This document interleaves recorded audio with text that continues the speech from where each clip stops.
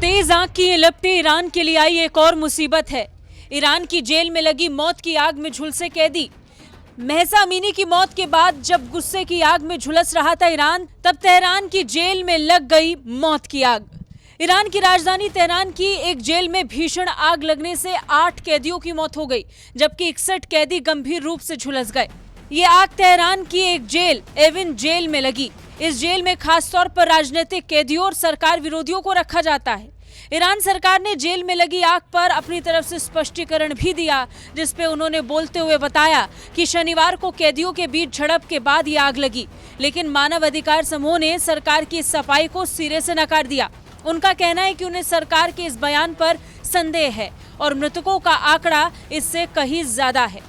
Iran सरकार ने jail में लगी आग का कारण बताते हुए कहा था कि जेल में कैदियों के बीच आपस में झड़प हुई थी, जिसके बाद कुछ कैदियों ने जेल के भीतर एक वर्कशॉप में आग लगा दी। प्रत्यक्षदर्शी बताते हैं कि उन्होंने जेल परिसर के भीतर गोलियों की आवाज भी सुनी।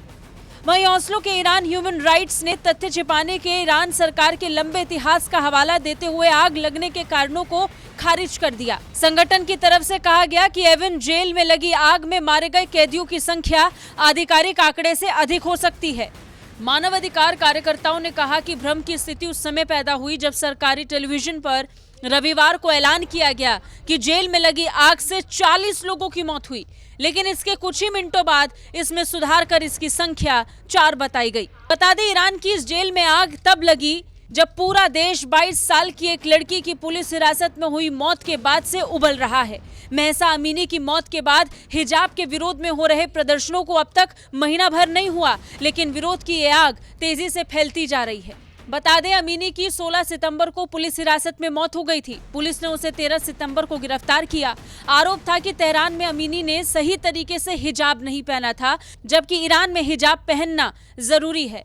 अमीनी को गिरफ्तार कर पुलिस स्टेशन ले जाया गया। वहां तबीयत बिगड़ी तो अमीनी को अस्पताल ले जाया गया। 3 दिन बाद खबर आई कि अमीनी की मौत हो गई। ब्यूरो रिपोर्ट, भारत तक।